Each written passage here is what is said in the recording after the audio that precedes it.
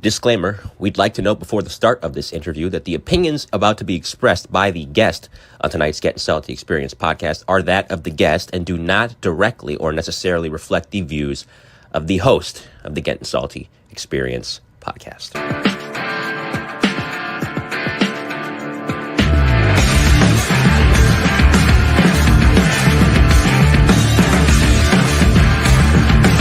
Put the fucking fire out! You're listening to the Gettin Salty Experience podcast. Hello! That's right. Hello, Todd Swansby is a new member in there. Paul Meyerberg. Is it not Paul Meyerberg? Is it Paul Meyerberg? It is Paul Meyerberg. Is it? Yeah, it is. He's one. Yes, Paul it is. Meyerberg, member. Doing it. Right. Hank Molay signed up today. Guess they like it. They like it. I mean, we had 13,000 eyeballs on the rescue documentary, right? That's a, as De Niro says, it's a little taste. A little taste. If you want the rest, if you want part two, you just go up to the membership. Just don't buy anything big. Don't buy anything big. Don't show up here or anything. Big.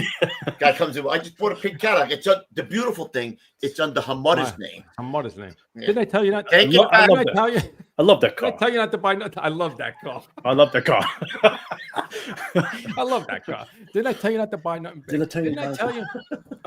Guy comes in with a mink coat. Look at it. Look at this. I love it. He wound up in the freezer too. Yeah. He's in the freezer. Mikey Carbone. Carbone.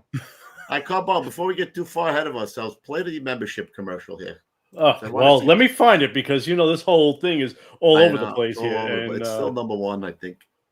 No, top left, I believe. No, found the FU one quick. Oh, okay. That he found quick. We got to put sometime. We got to tape the pre-show sometimes and how we laugh like knuckleheads in the pre-show. Right. I found it. Here we go. All right. Looking to take your love for the fire service to the next level? Then join the Gettin Salty Experience YouTube Premium Membership Club, where the stories burn hotter and the history runs deeper. As a member, you'll unlock exclusive content you won't find anywhere else, from History with Hashhagen, where we dive into legendary FDNY fires and the men who fought them, to feature-length documentaries spotlighting the rich and gritty history of the FDNY, told the way only Gettin Salty can. You'll also get early access to special interviews, behind-the-scenes content, and members-only perks designed with our most loyal followers in mind. Joining is easy. Just hit that join button right in our YouTube channel and become part of the Brotherhood. Support the show, celebrate the job, get and stay salty.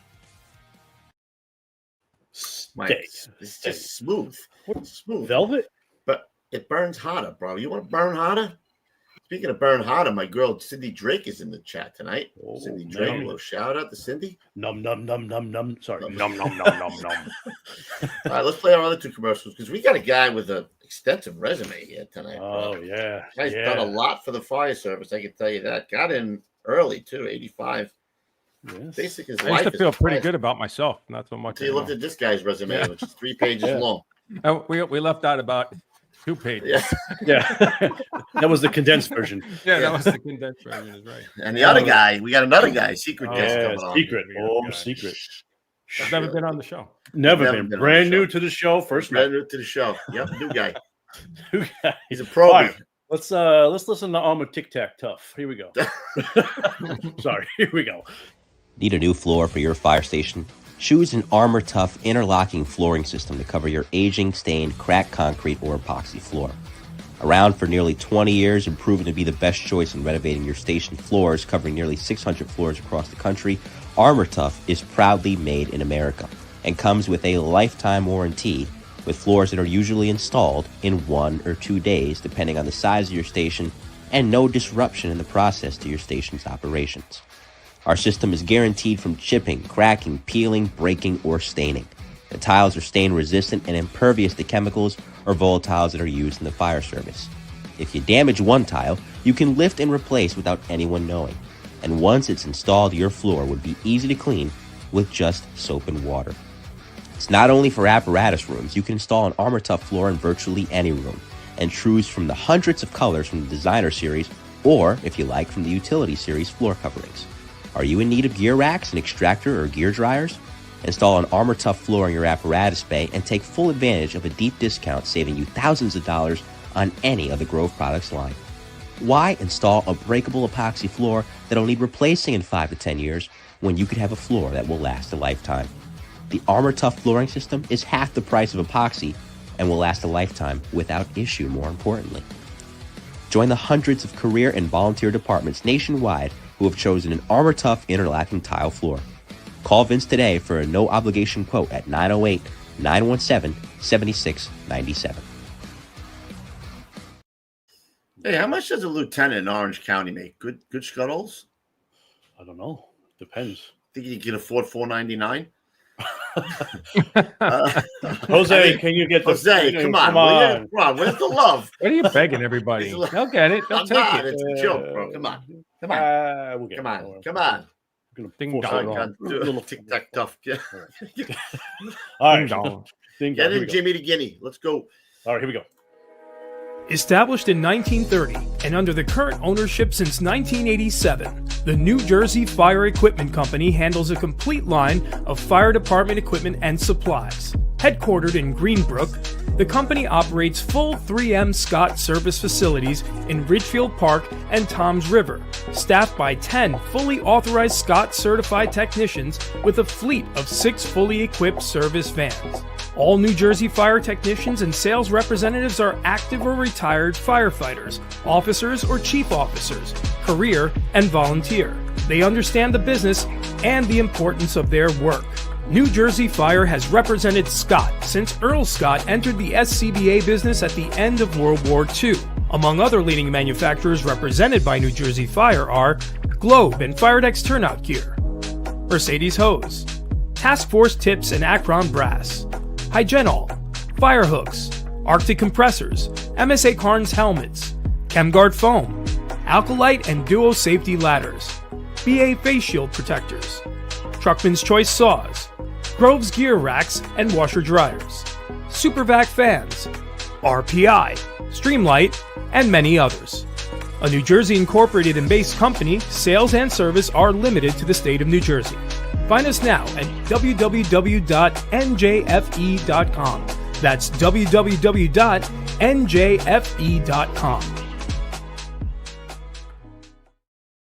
First of all, QC. They're chewing you up. They're chewing you up in there. Coop's ex-wives, plural. All right, bro. Second of all, dude, we got to have the 5 minutes of fury because Oh no, yeah. not maybe. today, but I'm saying, dude, they're like kindergartners that you leave unsupervised. When they have it to themselves, they just go crazy with it. Yeah, but then you give it to them, and then they got nothing. They're swinging. Yeah, like 1, 2, 3 strikes are out. They got We're nothing. gonna, you know what we do? We do it pregame it. We pregame and say, listen, we're gonna have 5 minutes of fury. Load your shit now so you can, build it up. Yeah, maybe we'll get that out. And It really thinks it's somebody who hasn't been on the show. That's fun. All right. This guy's been on the show so many times. I don't know. It's like changing your water filter on your refrigerator. The little light comes on. You got to put every so often the light goes off. I got to get him back on the show again. Well, we haven't had him on in 3 weeks. A couple of weeks. We Yeah. haven't had him All on right, in yeah, a do your minute. thing, Ruffy. Come on. All right, who do you want for? You tell me. What we got? Victor. Mr. Victor. Okay. All right, coming to the Play stage. The Tom Jones one. Do we have the Tom Jones music? No. Not unusual to be known by anyone. Sorry. Coming to the stage, Deputy Chief Victor Stagnaro. Woo! There it is.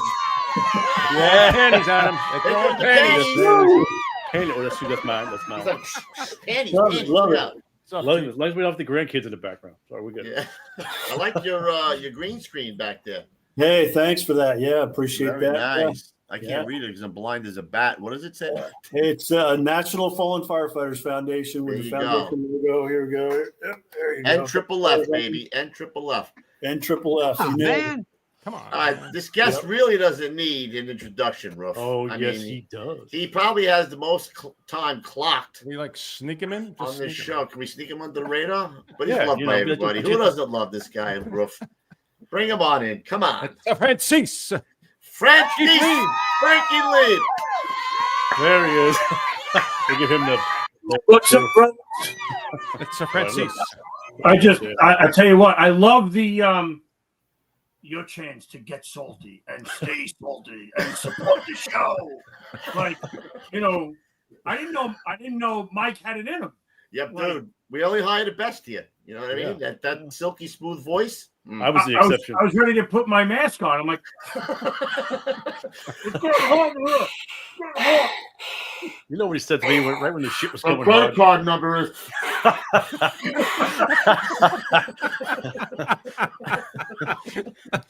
Oh my God! We're finally home. How do we get you at home? You're not somewhere off in the world.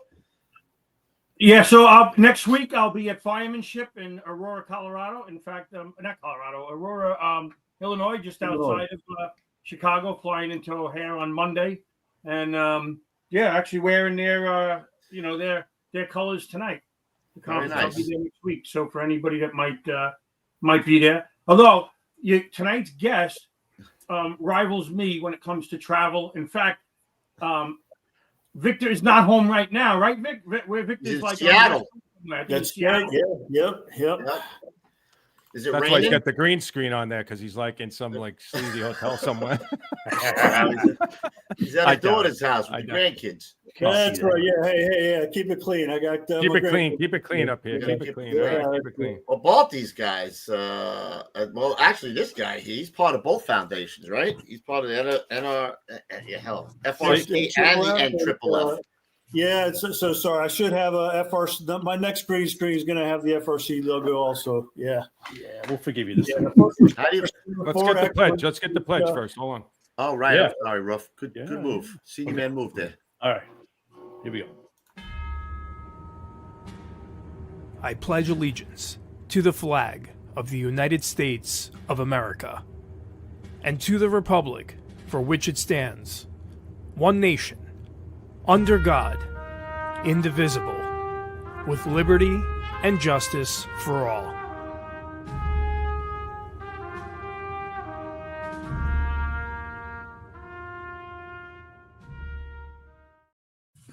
Hey, actually, just throw this out there really quick. Do you remember the girl who sang the national anthem that we have on? I want to call her for the boat cruise. I can't remember her name. Does anybody in the chat remember her name? Who did the anthem for us, you mean? Yes. Oh, what was her name? That's tough to get old. Like Sammy Peters pops into my head, but no, Sammy Peters is in the chat sometimes. I can't. No. Somebody will remember it.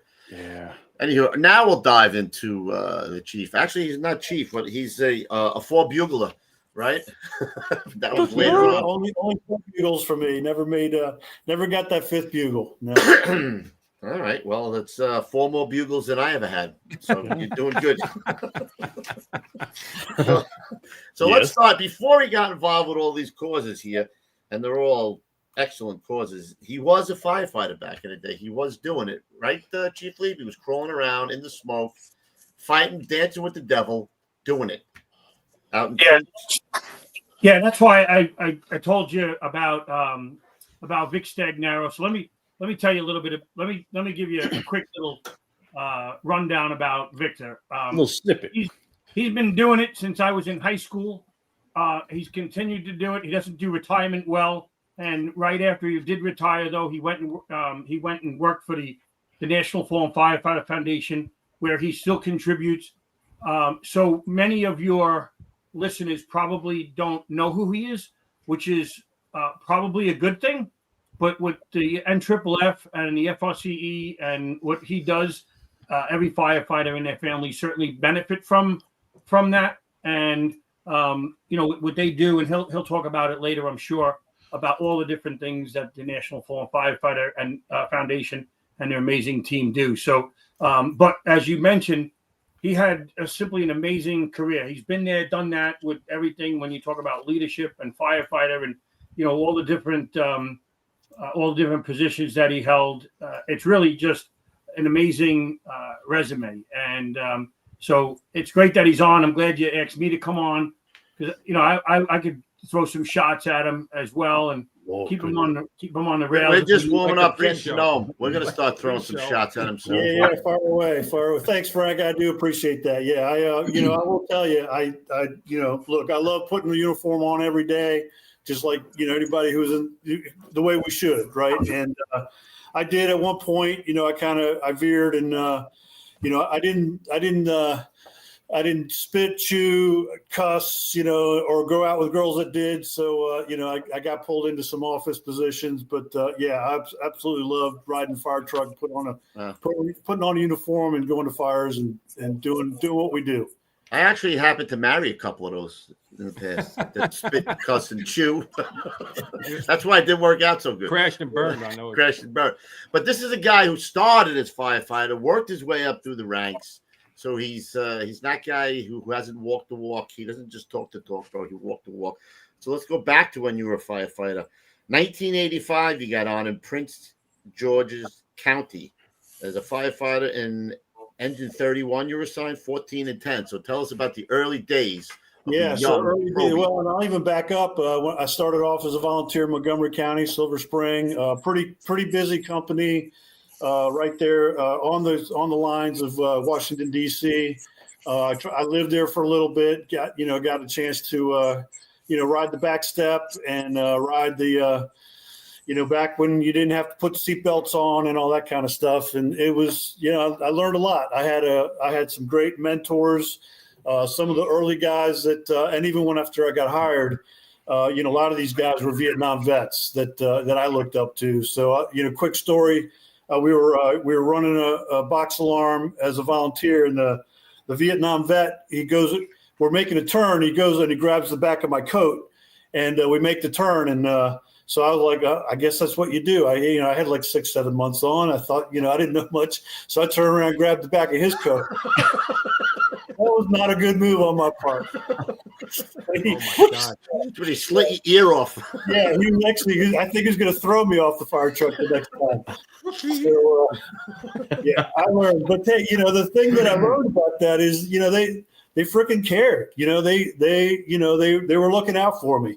They're like, hey, I don't need the new kid looking out for me, but they were looking out for me. So it was a great experience. Maybe you thought he was giving you like a bro hug or something, right?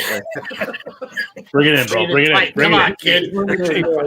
How is George's County? Like what? How big is that? Like is that? So it's when I was there, we had 44 fire stations. We were about 600 or 700 career guys. It was a combination system. About 1,100, 800 or 900. Operating volunteers. It's grown since then. It's when I first got hired, they had 3 fire stations with career crews around the clock. And now I think they got 3 fire stations that don't have career crews around the clock. So it's changed a lot. But back in those days, it was we worked day work, and then got a chance to work your way up. They really pushed trying to make you a driver.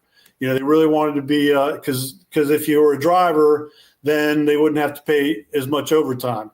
So so that was a big thing to get people turned over to drive and.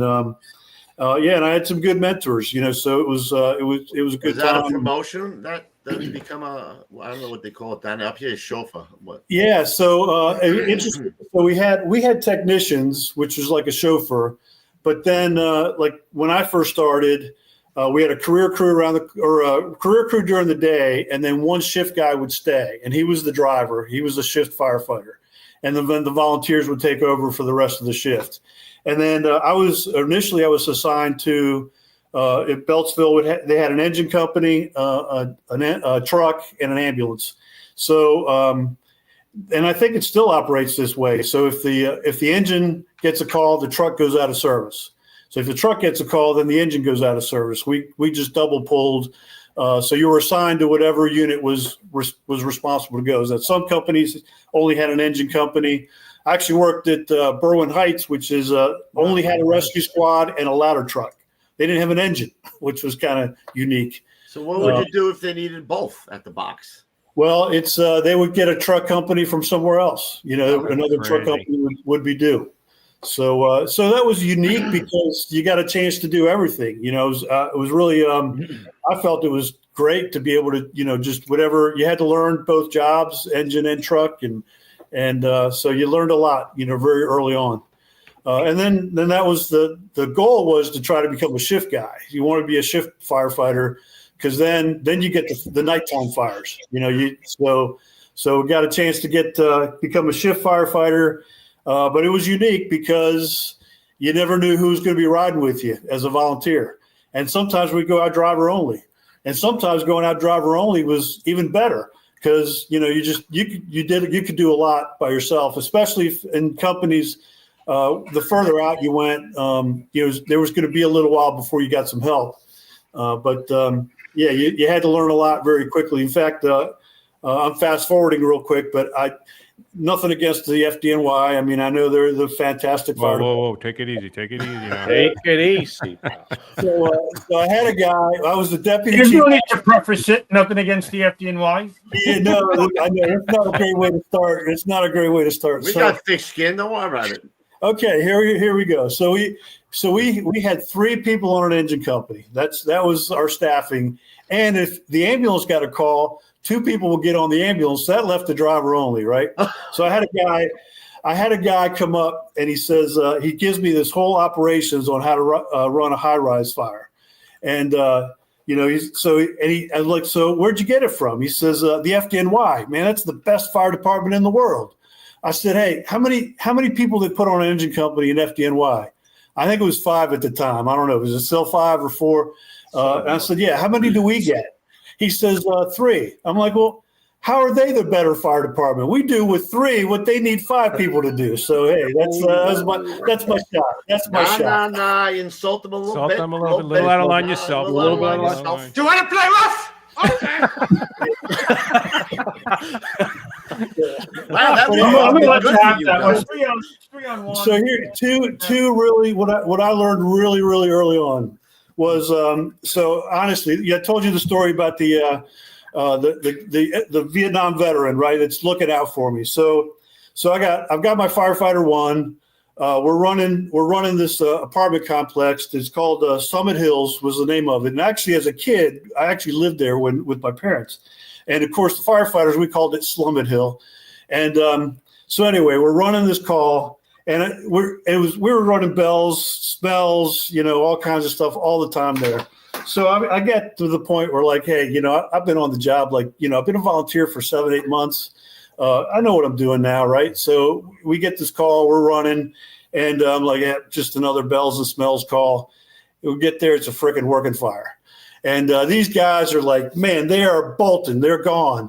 And I'm getting my gear on, I'm trying to get a bottle on. I'm like, damn it, So I go running up, like chasing the hose down line.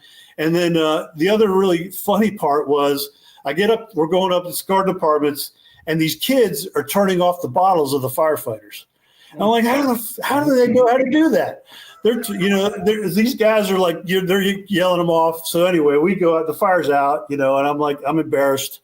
I made a fool of myself. And lesson number 1, it's always a fire until you absolutely know it's not. Yes. So, that was one of my very early lessons about like, don't get too cocky, Stagnaro. As soon as you do, you will be humbled. And it's ugly when you get humbled. All in 8 months, huh? Yeah. Something 8 months. Yeah. He's grabbing his senior man, and he's not thinking it's a fire. Good start. I know, right? It was, yeah. So I get hired in Prince George's County, and I get assigned to Beltsville, and interestingly enough, as a volunteer, I was the only volunteer in an all-career house. So then I become a shift guy in Beltsville, and I'm the only career guy at pretty much an all-volunteer house. So it was quite a twist, just learning how different systems work. I just assumed this is the way fire departments are, but there's a lot of differences out there. So, hey, Chief, is like Prince George's County, like they're very, very busy, right? Like yes, they're absolutely a busy firehouse on the suburbs of Washington, D.C., and they run a lot of fire. Yeah. Was it? You think it's gotten busier, or was it as busy like back then, or how has it changed? Yeah, it actually has gotten busier, like most departments. We were pretty busy then, and but the call volume is. I remember doing an office gig, having been public information officer and then coming back to operations. I'm like, man, the radios just didn't stop. and it's just constant. And I think it's even worse today, and I've been out for 15 years, I'm and I still look, I'd probably still be doing it, but my career kind of, took a change, but it's the call volume is just off the charts, and so, you talk about prevention, you talk about things that the crews are, you want the crews to do. They're running so many calls. They don't have the time to do that kind of thing in a lot of places, especially anywhere inside the Beltway. If you're inside the Beltway, it's a tough town, and it's a busy place. Yeah, there you go. Wow. That's you on wow. Yeah, that's my crew back in Beltsville days. Lieutenant Lou Rader, Dave Sarney back there. These guys, these were good guys. Actually, like Richie Cunningham. Yeah. Yeah, right. He does. Yeah. Ron Howard, right? The other guy in the white shirt, Ron Howard. Yeah. We were. Remember being young? We were young then. Wow. Yeah, Holy guacamole. Yeah. Victor, what made you join the fire service, even as a volunteer? Did you have family in it?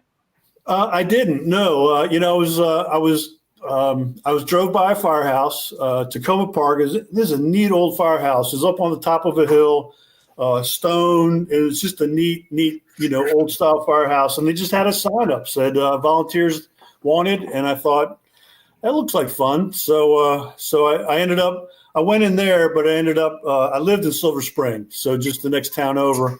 And so I just joined and thought. And actually, I was. We were rehabbing the firehouse. It was it was an old armory that had been turned into a firehouse, and I think today it's a restaurant now. But they were rehabbing the firehouse and the bunk room, and it was during a snowstorm, and we were laying in the bunks, and the guys are just bantering. They're joking. They're just going back and forth. I remember thinking, if I could do this and get paid, that'd be like this side. This is as good as, yes, this is as good as getting to heaven on this side of the planet, on this side of the earth. If I could do this and get paid, and I'd do it for free. But hey, and I got fortunate enough to. You're right. I hit the lotto. You'll never work a day in your life. Absolutely, yeah. It is. How old were you at the time? Well, I started off as a volunteer about 18. So I was about 21, 22 when I got hired. And a lot of us, I took tests everywhere. First one to hire me that was it. I was just going to go DC, Montgomery. Montgomery's where I volunteered. So I thought that's where I'd get hired. But yeah, I ended up getting in Prince George's, which was really, it's a great place to work. It was busy. I learned a lot. It's a little bit of the wild, wild west, but it makes you good. And there's a lot of leaders that have come out of Prince George's County, and I think it just refines you because the combination system can be complex and so it's challenging, and I loved it every day. Yeah, is that where the guy was shooting people out the back of his car, Prince George's? Yes, that was one of the areas. Yeah, that was in Bowie. Was one of they shot a kid in Bowie. Yeah. That was scary times, man. Yeah. So you climbed the ladder pretty quick, though. You were made lieutenant in '89. So in 4 years. 4 years, yeah. Did you start studying shortly, after you got there, or when did you decide? Yeah, so I became a technician, which was like an engineer for you guys, and then. So I was on day work. I'd go home. On my way home, I'd stop at the library and I'd study. I'd study for an hour or two, and then before I got home. And honestly, the first test I took, I just thought, I just want the experience to take the test, and I didn't expect to pass. And so I'm about halfway through the exam, and I'm thinking, I think I'm doing okay. So I ended up doing okay. I passed. 2. Yeah. No, wasn't that good, but so I ended up and then the funny story is, so I worked at Beltsville had 2 firehouses right on the border of Montgomery, which is I picked that. And if I'd have known better, I would have picked a different firehouse. I would have tried to go someplace busier. But at the time, I just thought, it was closer to home. So I picked some companies on the border. And anyway, we had sergeants then. Then we changed it. All the sergeants became lieutenants, and lieutenants became captains. And so I got promoted, and we had this. I mean, this was a salty old lieutenant.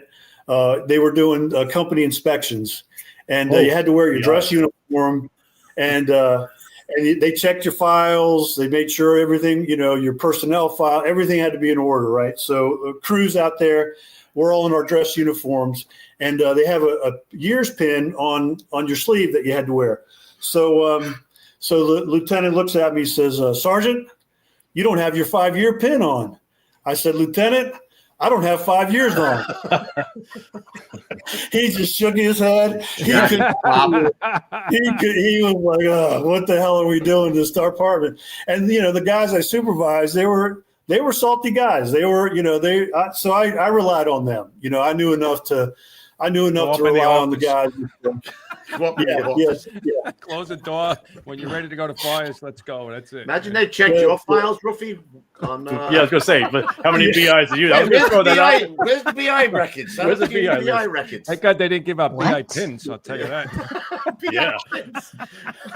Such an important Where statement. is your BI pins? Well, Well, you got to do them first, I sent them down to Gonzo. I'm still working on them. Statement that he just said, right? With under 5 years, he knew the experience of his crew, the senior members, and relied on them as part of the team. That's such you think about leadership lessons out of this podcast as well. That's such a good one early on when you were only 15 years old or whatever you were when you were a lieutenant. For sure. Pulled up on his bike. There we go. That looks like a TV series, bro. What is that? Is that you in the middle? That's not you in the middle. That's me on the. I was a lieutenant at the training academy, so I got assigned to one of the shift firehouses, which was that was a big honor to be a young lieutenant and go into one of the shift houses. It was Company 44, Chilliman, Delphi, and it was a busy place. And it was a great assignment. And it was all career house. They didn't have any volunteers there. And one of the deputy or the assistant chiefs, they were like, "Hey, there's talk about you going to the training academy." I'm like, "Man, forget I exist. I'm in one of the best firehouses in the county." That's you on the left? That's me on the left. Yeah. So they sent me to the training academy. So he comes in the next day. He said, you're getting assigned to the training academy. So yeah, that was a high school cadet program. I was going to say, not one of those kids looks like they're over 15, for God's sake. Yeah, no, all of them were in high school, and so we would do firefighter 1, firefighter 2. They got EMT and a really good shot at becoming a career firefighter. A lot of them became career firefighters or volunteer chiefs. One of the guys in the back there, you see the curly guy here on the far right next to him, a guy by the name of Grady Valensis. He retired as a battalion chief in Prince George's, and he works at the IFF now. A guy right next to me, he was a longtime volunteer chief in the Chilliman, Delphi.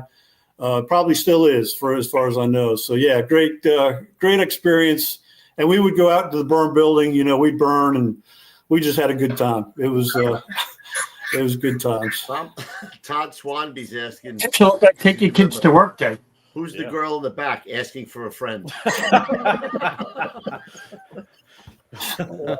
Oh my God. They were good kids, really good kids. Did you get it? You were a kid yourself. I was I was in my early 20s, mid 20s. Yeah. Oh my goodness gracious. Yeah. Pretty cool that you worked with Grady there. I didn't realize you worked with him. So yeah, you mentioned Grady. He does a ton of work for firefighters with the IFF. He has for a long time. I had no idea you worked with him. That's pretty cool. Yeah, and he's another guy. He's a salty guy. I mean, he did work at some of the busiest firehouses in the county, down at Silver Hill on the southern end of the county. He was a captain's captain, retired as a battalion chief. Yeah, really good guy. What is PG? Is PG Prince still George's. Prince Prince George, still a George's. combination fire department? I'm going to give you a slap. Yeah, it's still a combination fire department, but I tell you, it's not like it was when I was there. It was, it's pretty much an all-career department. There's still a lot of, some strong volunteer companies. Obviously, Kentland is probably fairly well known out there, and College Park. They still have a pretty good, strong. That's where Kentland is. Yes. Yeah. Yeah. Give him one, Gonzo. Give him one.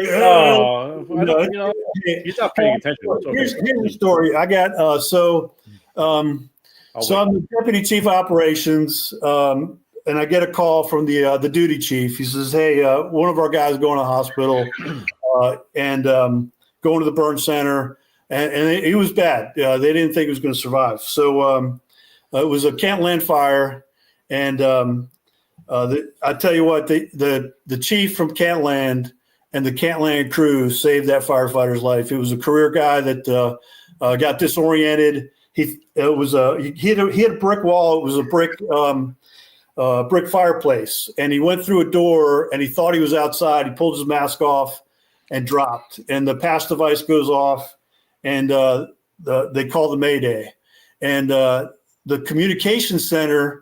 We had a very complex Mayday process, and I had a cheat sheet, but communications is supposed to say a certain script, and they screwed it up. And the chief from Kentland, he corrects them, and keeps on going with the Mayday. They pull the guy.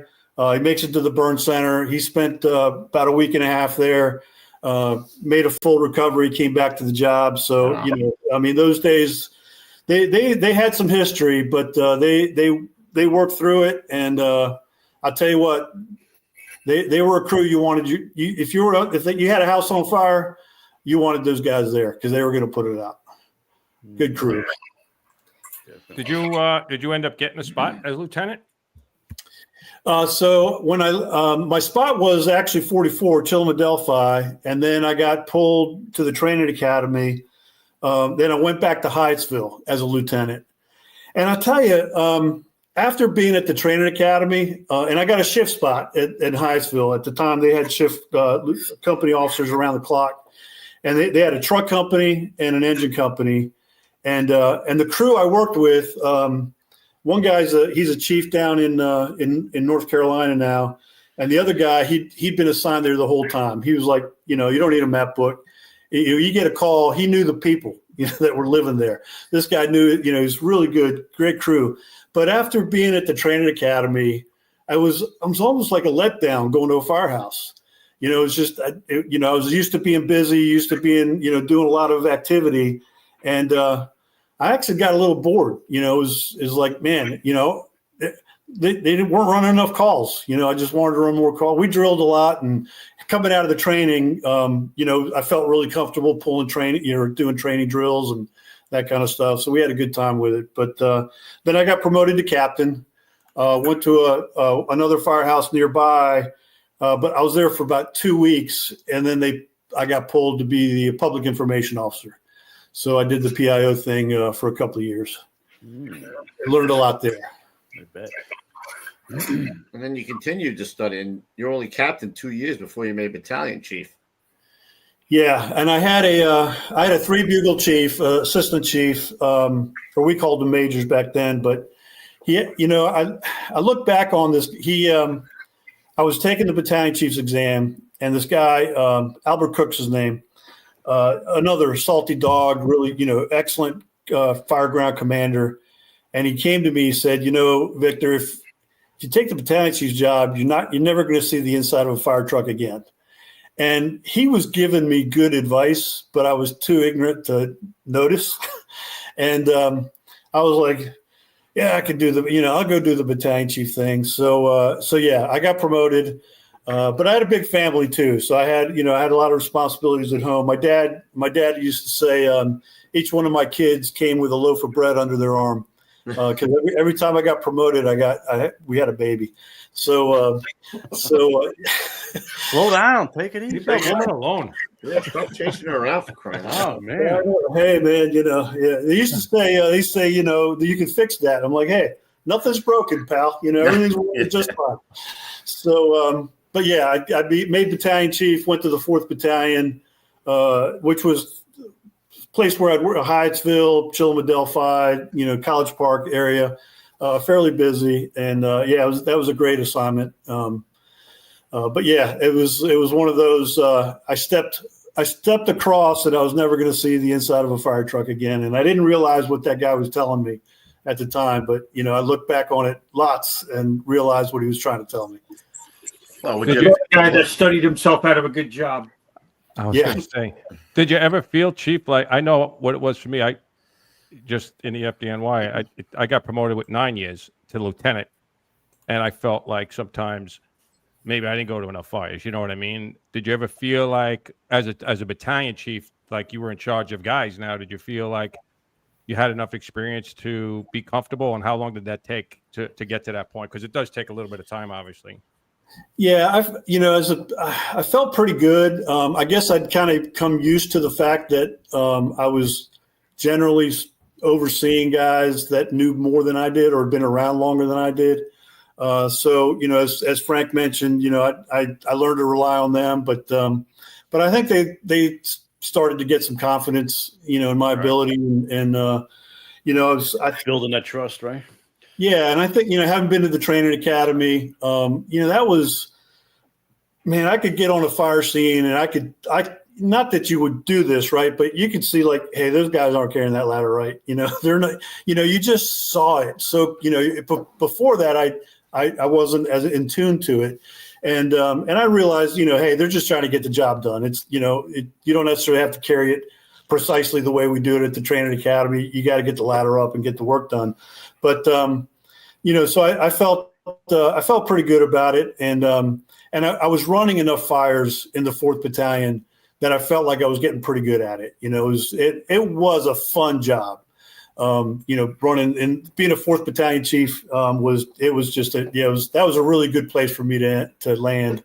And the crews knew me because I'd worked in that area before. So I wasn't too foreign to them. I think that's the key, is doing it. At least if you're doing it, you could start to get a feel. It's probably when you're not doing it so much, you need to have that repetition, Yeah. And that's, so when I left the 4th Battalion and so at the time we called it Car 66, and it was the Special Operations Battalion Chiefs, and that was a shift spot. And it was kind of sought after, and obviously I felt honored that they put me in that spot. But going on shift work, because the 4th Battalion was a day work position, so I got to get up every day, and if something didn't go right on Monday, I had a pretty good shot on Tuesday or Wednesday to try it again, do it again. And right. I really missed that when I went on shift. It was, I was like, man, because we worked 24/72.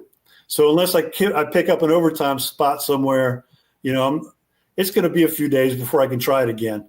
So yeah, but you're absolutely right. And and when I left the battalion chief spot, I went on to become the executive officer to the fire chief. And man, I wanted to go to every fire, and the chief's like, hey, back, hold back. You don't need to go to every fire. You need to, this is not what we do up here. Slow your roll, Stagnaro. Yeah. Calm down. Let's go to every fire. Well, who doesn't want to go to every fire? And so I kind of backed out of going to as many fires, and then I went to be the fire marshal and prevention guy, and I got rusty. You do. You don't get to do it every day. It was a shame. But I had a great opportunity to advance my career in other ways, learn other aspects of the fire service. So yeah, it was a good experience to do those things as well. So it seems like both of your careers, similar patterns. You both shot up the ladder fairly quick, right, Chief Lee? 10 years as a firefighter, it shot up quick from there. But I agree. As a battalion chief, like I loved where I was a battalion chief. The brothers and sisters there were into the job. It was great. We you know, we did a lot of work, so it was fun. So that for you, that promotion from captain got you out of the PIO office and into a battalion. So maybe not inside the building, but you know, on the fire scene in another capacity. But I think your point of you know, the sets and reps of outside is very different than sets and reps inside. Yeah. And you know, that there's a learning curve with that. And I know some well-respected chiefs in the FDNY that got promoted early, but they became really good incident commanders because they got a lot of sets and reps for many, many years. And I think, you know, a guy like Jimmy DiDomenico, right, who wound up in the FDNY as a deputy chief, retired as a deputy. He was a lieutenant, and he moved up the ranks pretty quick, but did many, many years as a chief officer, and was pretty damn good at it. So that's another really good point you make there. Yeah, it looked like Vinny Dunn too. He became a deputy. He stayed a deputy how many years? 20 years or something like that? Yeah, another great example. Yep, great example. Yeah, absolutely. How did you guys come to meet? At what point in your careers? And you both retired, or? Yeah, so I mean, I knew Victor was working. I knew what he was doing with the NFFF from my limited engagement with the you know, with the NFFF. But just I guess when I retired, I guess actually it was before I retired. Yeah, it was before. Yeah, before I retired, I got to really know him because that was before this current position. He's one of those guys who just seem like, I feel like I've always known him, but obviously I haven't always known him, but because I didn't know him when he was working in Prince George. But I think the circle of people that do a lot for the fire service, you know, it gets smaller and smaller. The more you go to conferences and see people, it's just like the FDNY or any other organization. You know, there's people that do more than, you know, 10% do, you know, a greater share of the work, and that's the way it works with NFPA committees and different organizations. And Victor's just been one of those guys. I mean, he's had 2 all-star careers. One working as a firefighter and fire chief, and another working at the NFFF. And when you are in those circles, you wind up seeing people like Victor. He mentioned some of the other people. You know, I'm sure a lot of your viewers know who Ron Sarnicki is, who Victor took over for. Many of them may know Gary Kirschbaum, who's his number 2. Yeah, so and he I think it was in the pre-show he was talking about John Tippett. A lot of people know who John Tippett is. So like, you know, and even Grady, who he mentioned, right? So I don't know Grady when he worked in Prince George, but I certainly know who Grady is with his work, his amazing work, long-term advocacy for the International Association of Firefighters. So and that's why, again, it was important to bring on a guy like Victor that's doing so much great work for us and our families. And as you guys said, right, he's had an amazing career. We've spent the last 45 minutes talking about his career as a firefighter and chief officer, and then again, like I said, what he's been doing with the you know, with the NFFF is equally, if not, in fact, it might even be more impressive. And I would say that his varied career, as I said earlier, he's done it all. He's held so many different positions that probably has really set the stage for the job that he that he's holding now, because he's managing a lot of different people, a lot of different projects. I mean, he has a deep bench. He has a great team beneath him, but you know, he's the leader. He's the guy that's, you know, responsible for that. He's got a lot of balls in the air. I can tell you that, man. He's juggling a lot of balls there. A lot of them. Are we halfway, quarter down? What are we, a quarter way down the sheet there, Coobs? What are we? We didn't even get a quarter. Oh, no. We haven't even got to he became chief of department, right? Yes? Never made chief. Never got the 5th bureau.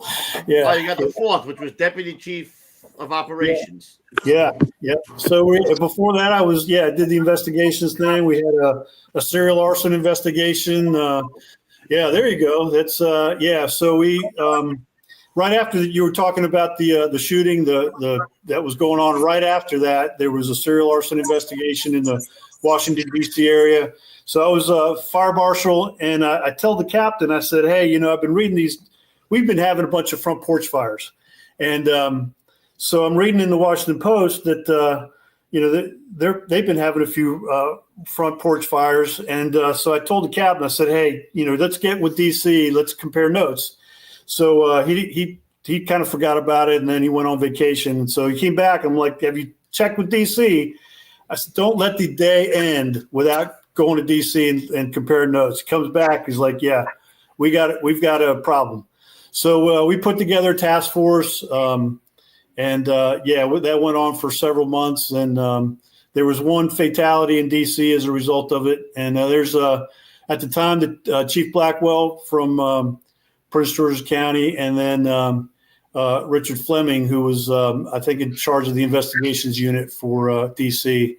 and myself. That was one of the incidents. So that was we learned a lot there. It was a pretty stressful time, and then I went to EMS for a little while. Did you wind up catching the guy? So after I left, they caught the guy. It actually was a piece of DNA that was picked up by some of our investigators in conjunction with his task force, and he ended up went to prison. Said at least 30, 40 fires. Holy mackerel. At least one fatality that we knew of. The guy worked at a Kentucky Fried Chicken. And he would get off work, and he would drive around different areas. And I won't tell you how he started the fires because I don't want anybody to get any crazy ideas out there. But chicken grease. Dude, I couldn't get it out. It was right there. Listen, I don't want to say that I'm sure that was everybody wants to catch the guy, right? We don't want to hurt anybody, but a couple of fires don't hurt nobody either. You know what I mean? Like you want to have a few. That's the way he talked about it, I guess. If you don't catch it for a couple of months, I'm only playing. Yeah. Well, I'll tell you, one of the things I learned is, I thought the more bodies we threw at this, and we had obviously Prince George's, Montgomery, Alexandria, Fairfax joined in, Anne Arundel County, Washington D.C., all the jurisdictions and the ATF. They were all part of this task force, and I can tell. I mean, we were up nights scouring places, and it was a hell of an amazing investigation and effort. But at the end of the day, it was this little piece that we're able to pull together. But at the time, I thought, if we throw enough bodies at this thing, we're going to catch the guy. And as it went on and on, the other jurisdictions were like, "Hey, look, we got to pull back. We can't commit these kinds of resources." But it was a matter of getting the right people. It wasn't a matter of how many bodies. It was a matter of getting the right bodies. And at the end, that's the way we were able to catch the guy. So I don't think I've ever seen a guy come on this show who has worn so many hats in the fire service, as far as EMS and all the things that you've been involved in your career, even after your career. What's that? We're just waiting for the author. We're going to write a book. We just need to write a book. Well, I know a guy who wrote a book. Yeah, we got it. We know. There you go. Couple of books about leadership too. Yeah. Oh, I think it's a cornerstone. I actually read that book. No. You did. Come on, give us some leadership skills here. Give us some. Hey, Chief Vic, he might be pulling away here. I don't know. You might have to write a couple of books now. Yeah, that's probably the last missing piece of the puzzle. I think. The book. Yeah, you become an author, write a book. I don't know, bro. He's been dropping little leadership nuggets throughout here as he's talking about different things. Frank's sucking them up. He's like, "I'm taking them. He's I'm dropping my next book." Chicken nuggets. He's just dropping nuggets, man. Golden nuggets. Dropping. He just right. I don't need a lot of people. I need the right people. I joke around. So if someone says, you get a job in an area of town that's not that busy, it's like playing cards, right? Oh, got my salty deck of cards. Salty deck. It's like always playing cards, right? The first assignment, you get 3 and 2, a rescue and a squad, right? So, but you may have some units that they don't really care if they go to fires. So what are you holding in your hand? I got an ace, I got a king, I got a 2, 3, and a 6. You know what? All right, so let me call a second alarm. Let's see what comes from further along. So now, another ace shows up, another king shows up, and now I next thing you know, you got a full house. I got a full house. Royal flush, baby. Is that why you got were a royal flush? second alarm? So, Coops, you were talking about like, I would drop the deuce at a fire, and you were saying you weren't sure why. Well, sometimes in early, dropping a second alarm. You only got 2 pair. Just give you a better hand. Maybe you got a low straight. You have to drop. A low straight. But you need maybe 1 pair. You need. You got to get 3 back. And I'm willing to go to bat with a low straight. But if it's starting to, if the incident looks like it's starting to escalate a little bit, and it looks like that might have a low 3 of a kind. The fire building is now a 3 of a kind. Well, then I better up the ante. Although the low straight would still win. Or maybe you call a couple of tower ladders and you just fold. I don't know. Well, we do the old hit me.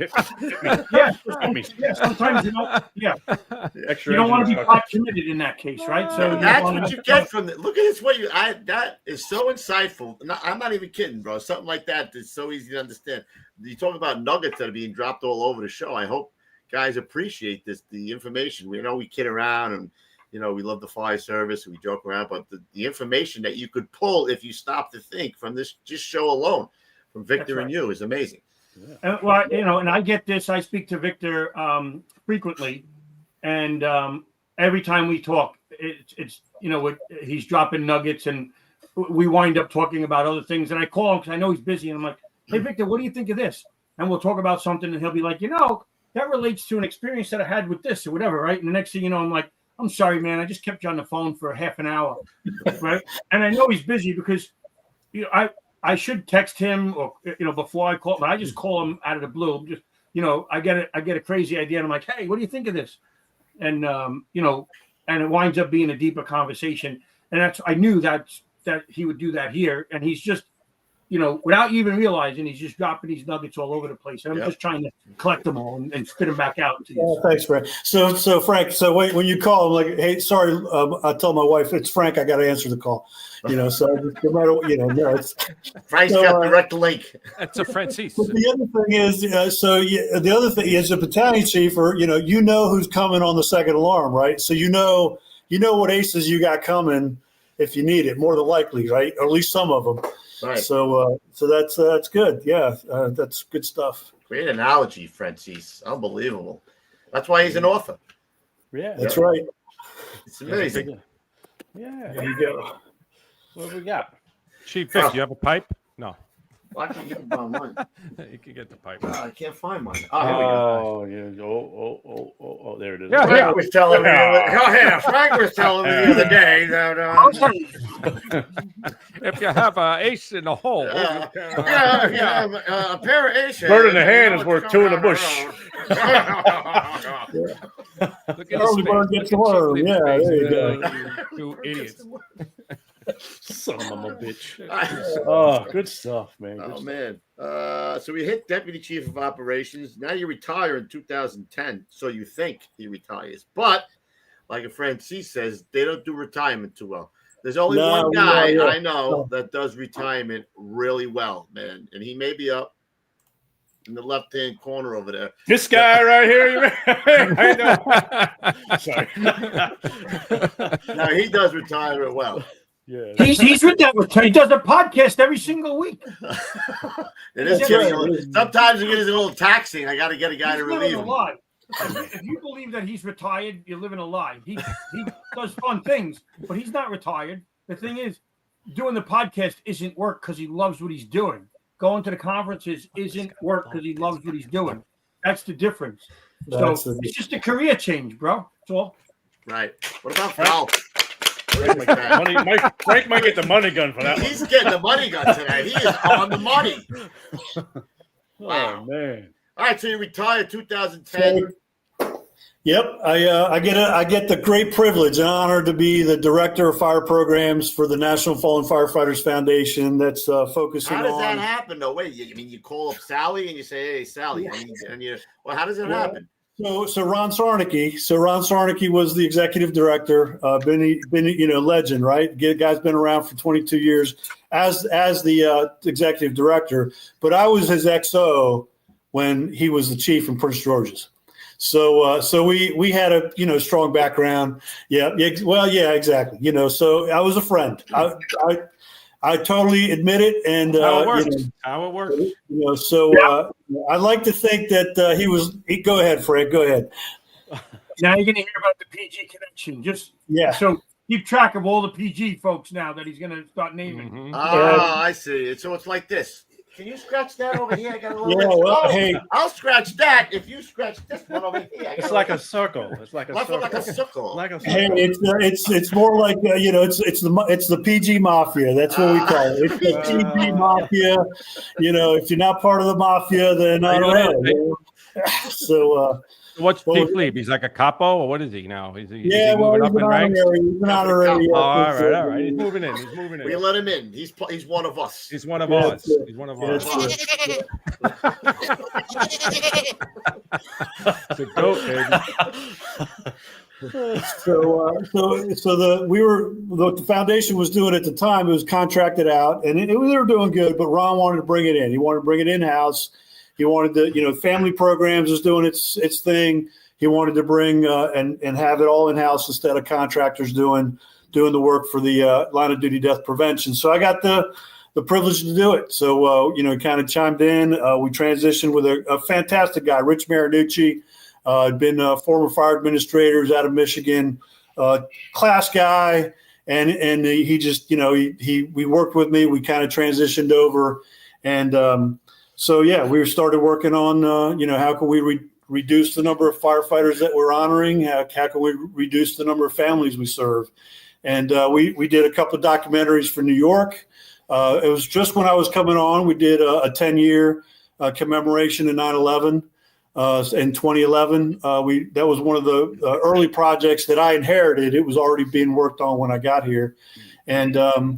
And then we just worked on lots of different types of programs, got on different kinds of committees, and different advisory boards and those kinds of things to try to reduce line of duty deaths. And then and we started on working on some of the things that Frank works on at the FRCE. We were doing the cardiac, cancer prevention. A guy by the name of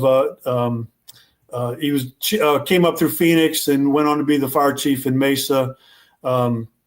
Denny Compton, another fantastic guy, another guy you should think about having on the show. He's, just high quality, top shelf guy. He was the board chair for us, and he put together the Firefighter Cancer Alliance that Frank oversees now. And so we really started focusing on, all the different things.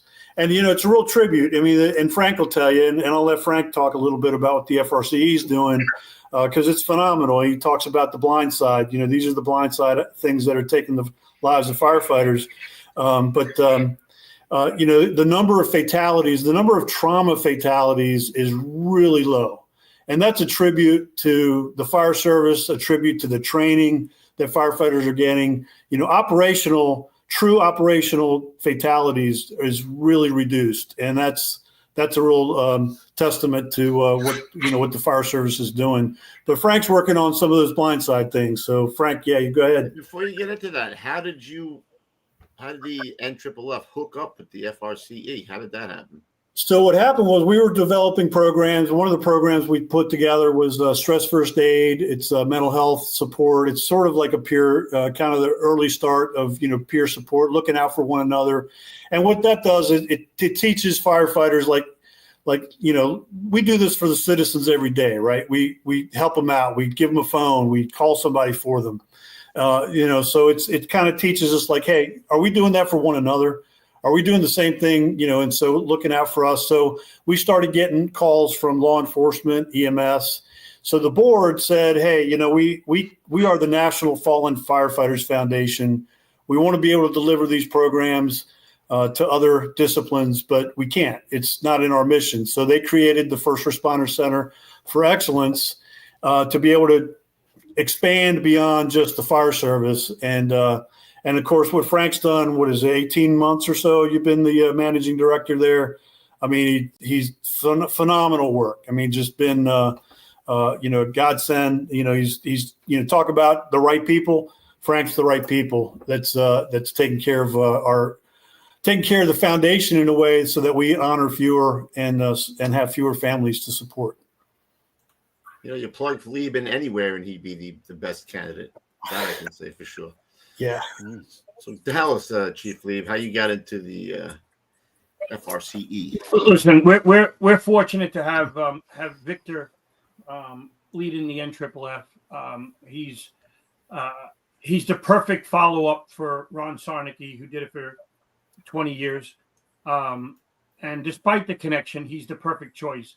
And, my interaction with the NFFF began with the FDNY and seeing what they do there. And especially when I went to staff, I really got to see what the NFFF does. I was involved in some of the projects that they did. So they create a lot of videos.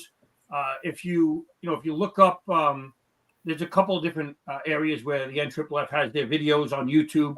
But 9/11, 20 years later, they did an amazing video that highlights a whole bunch of people from the FDNY. I was honored to be on that. They did a 3-part series that we recorded at the Rock when I was chief of the Fire Academy. Chief Myers was involved with that as well. He was the chief of safety at the time, and it was about the Father's Day fire. It's 3 parts. It's incredible. The NFFF has done an amazing job with the Boyd Street fire.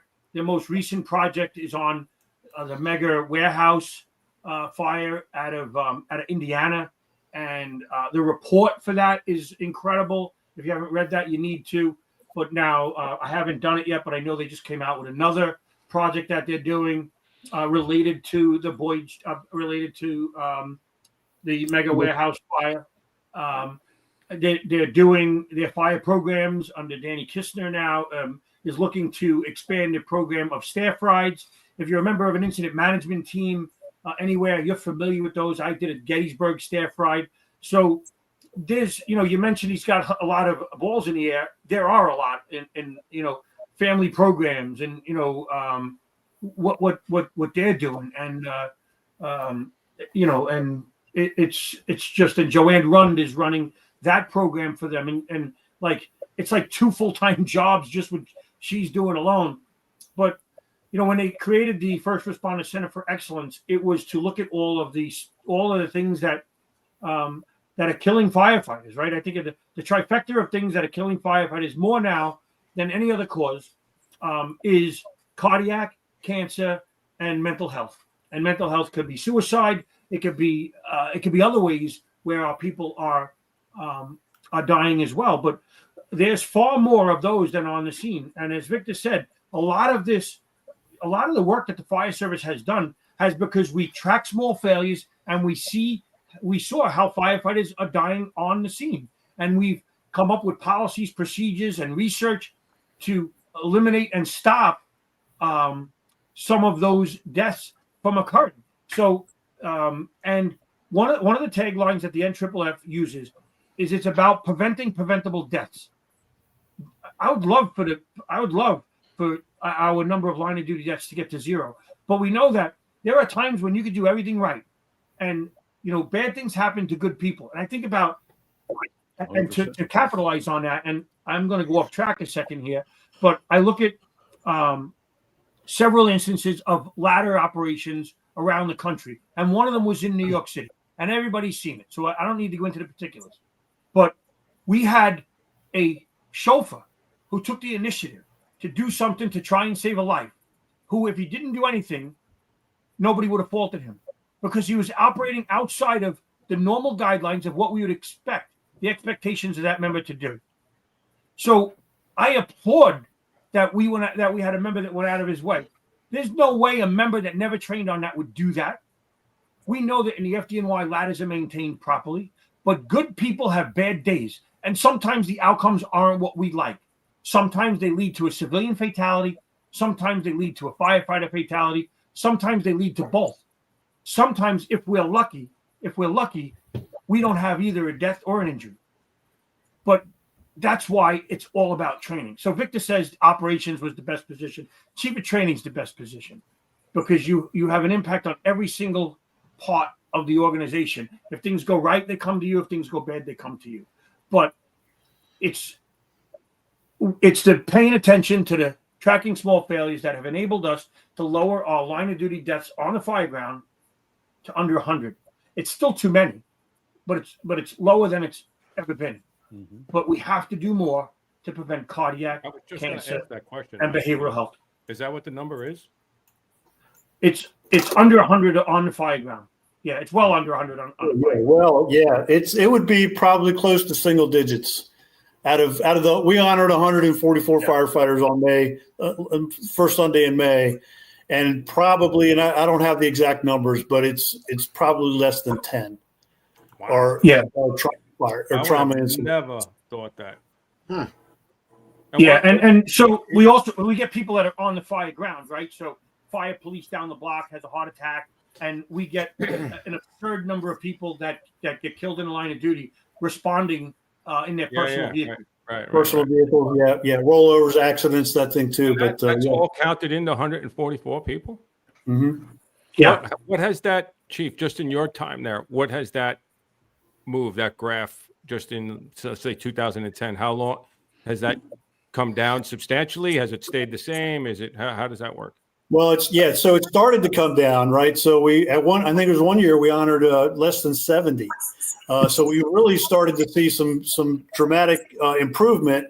But what's happened is we learned that other things are killing firefighters, like cancer. So in 2018, the board decided, hey, the research is out there. We've got to start honoring firefighters who, from the cumulative effects of being on these incidents, we've got to honor numbers now, right?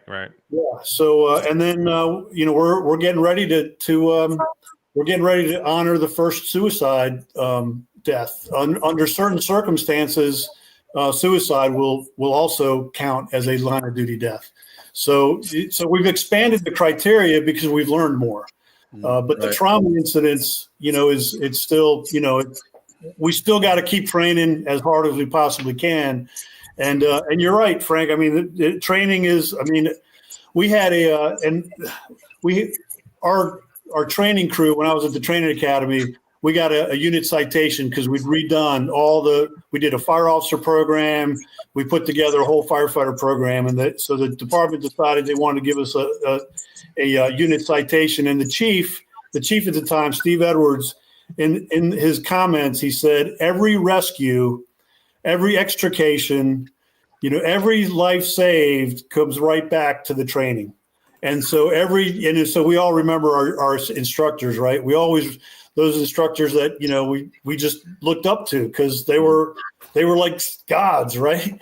And so I always remembered that, especially when I was at the training academy. It was very, thoughtful to say every time there's a rescue, you probably need to go back and thank your instructor, because they had something to do with it, or your company officer that made sure you drilled on it, or whatever training you got. It all goes back to that. Well, Ruffy, I'll tell you, since I've been working on the history of the line of duty deaths in the FDNY from 1865, I probably have about 4 episodes done, maybe. But I take the information from a book called The Last Call and the New York Times and the Brooklyn, all the newspapers. It's a lot of research. But, back in the 1860s, all the way up to the 1900s, there were dozens of guys dying a year. So you can tell how far the training has come, plus the gear, plus everything else. But there were dozens and dozens every single year. So right. If you went to the medical office, I remember just sitting in the lobby there, looking at the wall of the line of duty deaths, right? And then you would see like years of, 62 to be like 8 guys, right? And then you go to 63 to be like 10 guys. Then you go to 64 to be like, 4 guys, whatever, would be like a small year. Yeah, and then you go back to the early 1900s, it's even more. It's even more than that. Yep. Yeah. So we've come a long way, but now, like you said, this is Well, that's what I'm saying. I would have never thought the health that part number. of it and the consequences of being a firefighter. Well, I'm saying, think about back then. If you added those numbers to the years back then, how they would have skewed higher. Obviously, right? They didn't. People unfortunately commit suicide then too, right? There were people getting killed in certain ways that they probably didn't count those numbers. So it's probably right. Down. You can surmise we were losing firefighters to suicide and to cancer. To cardiac, to a lesser degree, cancer. That has increased with younger firefighters while you're still on the job, more with the change in what's burning today, with synthetics. But that's why the importance of even the firefighter cancer registry, right? For people active, retired, career, and volunteer to sign up for that, so we could get accurate data, so we know where's the next thing that we should be trying to make a change. And should it be just adding another screening to a physical, or should it be adding a presumptive legislation to a type of illness, or taking steps to give us better protection to protect ourselves from those in the first place? But that is all data-driven decision-making. And we need more firefighters to sign up for the firefighter registry, which was shut down for a little while, but is back up. Right. Well, here's going to be the FRCE health and safety tip of the day. All right. And I'm going to say it's because of the work that you guys do. And it's shining a light on these things, where back in the day it was cool. It was salty to have a helmet look like you just took it out of the oven, or you didn't wash your hands. You didn't do this. You coat the bunker gear and the cleaning and the information that you give out to guys are saving lives. Now, there's no doubt that it's saving lives. So I will go 24 hours, 23 hours and 45 minutes without taking my bunker gear off. Yeah, he used to wear, guys used to wear it all the time. Yeah. Yeah. And so did I. Right. You go to the grocery store and the public's like, "Man, do you smell smoke?" And you're just walking through the grocery store with it. Yeah. Yeah, walk through. You would never take your stuff off the go. I mean, we didn't. I don't know if guys are doing that now. I mean, we used to fight with hazmat because they didn't want it on the second floor, right? You weren't allowed to. They didn't want bunker gear on the second floor. We're like, get out of here, Now there's a better awareness. The fire environment has changed. The awareness has changed. For sure. And it's backed up the research now. So, we know what we should be doing now, and we're educating our firefighters to make sure they are. So, right, I'd be hypocritical to say, when I was in Squad 270, we would walk around with our gear all day long. In the kitchen, all everywhere. Day long. Everywhere. The TV room, for God's sake. You guys in 288 would walk around all day. Yeah. Yep. So, but we know better now. Well, and I don't think thanks to guys like you guys, thanks to the FRCE, we know better, right? Otherwise, plus fireman and change, right? What's that saying with fireman and change? We don't like the way it is. Well, they hate change and they hate the way things are. But you're right. I think about so like in October 18th, we're gonna honor 176 post 9/11 firefighters from the FDNY that have succumbed to 9/11 illnesses, and that have not. These guys that have not been honored at the National Memorial. So if there's any department out there that knows how horrific and insidious a cancer death is, it's the FDNY. You guys are. I mean, it's heartbreaking to know how many funerals you're doing weekly because of that. So you're right. I mean, let alone 9/11, right? Those guys that were there, trying to save lives and rescue their own brothers, but now we know so much more. So absolutely, we need to keep shining the light, and FDNY. We're going down, Louis, and I don't know if Louis coming. I'm going to speak for him. We're going to be down there. It's going to be at the Rock, correct? So the memorial is going to be in Staten Island at the community college there in Staten Island. But the day after, on October 19th, we're going to commemorate all the firefighters that died for doing a stair climb. It's going to be at the training academy and at the stadium right next door. Chief Tom Richardson's leading that group, doing a fantastic job. Tom, Never heard of him. We're still trying to figure out who this Frank Lieb is. I don't know who this. Still trying to figure that guy out. And Gettin Salty will be there. We'll be filming. How do you like that, apples? Come over and say hello to. Maybe you can meet Chief Lieb in person if he can put it on his calendar. Yeah, we'll be there. Chief Richardson will be there. I'll be there. Victor will be there. I'm pretty sure, right? So, yeah, definitely come by. It's a family-friendly event. The registration, I don't think is open yet, but it's going to be well attended because it's family. Sunday. It's Sunday. Yeah, so there's a lot that's going to be going on at the Fire Academy on that Sunday. So, and Chief Richardson is is one of the main guys helping run that. So he doesn't do anything halfway. Got it on the calendar. Yeah. Still using the job calendar. I still am using the job calendar. Can't teach an old dog new tricks. Good for you. No, you can't. I bet you still have a Rolodex on that thing. I bet. No. Got a flip phone for crying out loud. So that memorial service that's in October.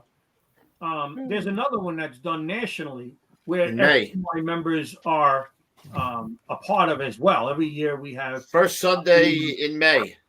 Correct. Yes, first Sunday in May every year. We at the United States Fire Administration, the home of the National Fallen Firefighters Memorial, was built in '81. There's almost 6,000 names on a bronze plaque from 1981 forward that every firefighter that we've honored. And yeah, it's a special event. It's we do a candlelight service the night before. I was on a Zoom call with the mom of a fallen firefighter. Her son was killed on a vehicle accident. He was rendering aid, and a drunk driver ran through the scene. He ended up falling and getting thrown across the highway onto oncoming traffic. Was killed, and she said for a week his firefighters were there. They were supporting her. They lived in her house. They made sure everything was taken care of. And then she paused and she said, "You know what happens the day after you bury your son?" And of course, everybody on the call is like, everybody leaves. Yeah. What are we gonna? She said, "The National Fallen Firefighters Foundation swoops in, wraps its arms around you, and saves your life." So, what a amazing honor to be the organization that supports the families of our fallen. The honors, we started off today with a Pledge of Allegiance. Ask your companies, ask your organizations, how do you honor your fallen? Because this is the way we should do it. The fire service has rich traditions in honoring our fallen heroes, and I think that's fantastic. And I'm privileged to be work with a team of people that gets a chance to do that. Chief, just like we were saying before too, like that when the funeral is over, that's generally everybody's all there to support you, and then they go back to their life after that, right? It's after that counts, right? It's after that. What are you doing after that so that people know that you still have their back, that you're still doing, and over time, over years, like guys, Kevin would say, we've done this for years. Some of the families with 9/11. I mean, it goes on and on and on. So it really never ends, right? So that's a special thing. Yeah, absolutely. It's so special to, and then you see the graduations where the firefighters show up because the dad couldn't be there, right? And awesome. I love it. It is. It's heartwarming. And then we do a kids camp. We just wrapped up a kids camp about two weeks ago. I got to go to the closing ceremony, and little kids all the way up through high school. And they're broken down into age groups, and they talk about the coping skills that they've learned. They've got big buddies that volunteer as big buddies for each one of them. And it's the peers, we know that's, Frank will tell you about the mental health piece, right? It's the peer support group. And these are kids that they know they're another kid who's experienced a similar, their parent, their loved one, their brother, was honored, and they make lifelong relationships, and then scholarships. Well, we try to do a lot, and it's we're privileged to do it, but we know it doesn't take away from what the crews are doing every day. I talked to a widow recently. She said, they still come over. And there's a guy that, in fact, he's another firefighter. He's got cancer, and he's the one that comes over and shovels her driveway when it snows. So you're like, that who's going to do that now? But that's the values of the fire service, right? Mm-hmm. Yeah, where do you guys get the funding from, Chief? Where's the primary funding coming from? Yeah, we're guys like you. We're you can hit go to the website, hit donate. We get some funding from the Department of Justice, and we get mostly our line of duty death prevention programs comes through a FEMA grant, and then donations. Yeah, so we're pretty heavily reliant on donations. And we got some corporations. We've got some corporations that support. Motorola Foundation, they do a lot for our scholarship program, so we've got some corporations that are very supportive. What are you saying, Guns? I was going to say I don't have that as far as. Can I pull up the website and show that? Yeah, for sure. Yeah, pull up the website, top right hand corner. There's a donate button. www.firehero.org. I know the FDNY constantly. We just had a golf outing in down in Myrtle Beach in North Carolina, and they I don't even remember how much money they generated, but I know that they do it for the Tunnel to Towers. Like they have 3, the Alsacer Fund. I don't even know if that's still considered that anymore, but they hit like 3 of the main ones that we've always given to for the most part. Frankie maybe would know better. Yeah, and the Triple F, like I mentioned earlier, they do a lot for the FDNY. They fund some of the counseling service programs. They were the first boots on the ground in New York City after September 11th, and really never left us, and continue to fund things. When I was at training, and when they were doing the videos, I remember the team that was there. They saw that we were that we had a relatively new remote tactical unit, and they knew we needed some equipment, and they donated the equipment for us because they knew training saves lives. Yeah, it baffled me that the fact that the National Fallen Firefighter Foundation has to raise money to honor our fallen, because that just shocked me to hear that they have to do fundraising for that. But they truly are, and especially their family programs and what they do, they're an extension of the brother and sisterhood that exists in every department, and they stick with the families year after year, and really provide that alumni network that Victor was talking about, that that nobody wants to be a part of. But boy, the people that are in that alumni network, they are grateful to have the support that they get from the others that have walked in their shoes. And again, all the people that volunteer at these at these events. Even I'm humbled where year after year I'll see a family at Memorial Weekend, and then I'll see them. So the first year they were honoring their loved one was being honored, and then they come back in other years because they want to help the new families that are coming, and families that have given and lost so much already, that how the brother and sisterhood extends far beyond our firefighters, but to our families as well. And everybody should experience going to the memorial service once, hopefully not to honor anybody in particular, but just to go and be a part of it, maybe be a part of the honor guard or the pipes and drums or something. But it is a truly humbling experience. And that's coming from somebody who in the FDNY, we do these ceremonies as good as anybody, but the national one, it just hits a little bit different. That's in Colorado, right, Chief? That's the union. That's the IFF one. Ours is in Emmitsburg, Maryland, the home of the fire administration, the National Emergency Training Center. But Frank's got, Frank, a couple years ago, he was a flag presenter to the families. And then this past year, I think this is the first time you did this, Frank. So sometimes there's, families don't come for whatever reason. And so we'll send an honor guard up or a uniform person to receive the flag on behalf of that family. And Frank did that this past year.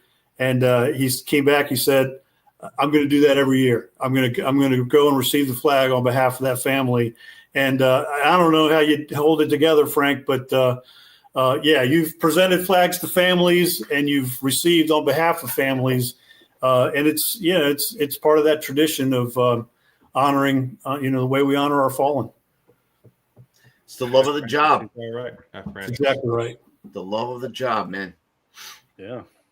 So, with all this health and safety, do you want me to play the ad, the video, or you want to just go with what we went with? What's that, Chief?